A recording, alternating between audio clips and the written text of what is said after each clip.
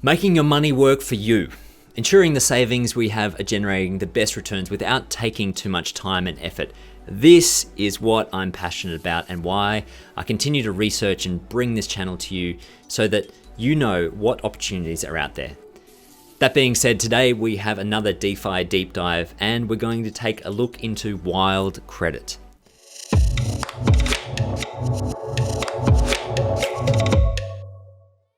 It's quite simple with wild credit, which is based on the Ethereum chain. You can either supply funds and earn interest, or you can borrow funds and earn the wild governance token. Wild credit primarily interacts with these two market participants, the lenders and the borrowers.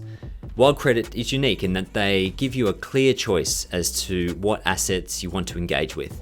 Some platforms pool it all together without this freedom and choose to leave out certain tokens due to that. So this is where wild credit distinguishes itself. Now, let's pause here and look at a few key terms that we are dealing with. For the DeFi veterans among you, feel free to skip ahead. We're about to talk about what's called lending pairs. Now, as wild credit has kindly outlined for us in their documentation, a lending pair holds two assets that users can borrow in exchange for providing collateral. So for instance, USDC and Ethereum could be one pair where the participant could either lend or borrow USDC for Ethereum, or the other way around. Each lending pair is completely isolated from the other lending pairs, which allows LPs to decide which assets they are comfortable with to accept as collateral.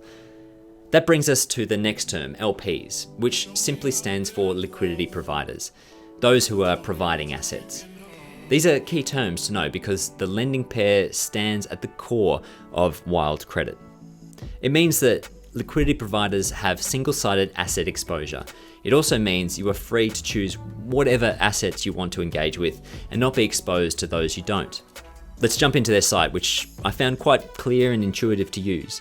You just jump into the app and at the top we have our dashboard overview. We see supply, where you can choose our pair to supply liquidity to and earn interest. We see borrow and are able to choose a pairing there also.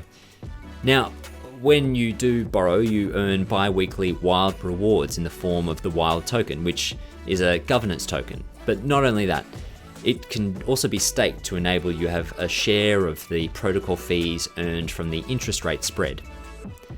Just like you associate Uniswap with swapping tokens, Wild Credit aims to be the go-to app for borrowing and lending, not just certain tokens, but any token.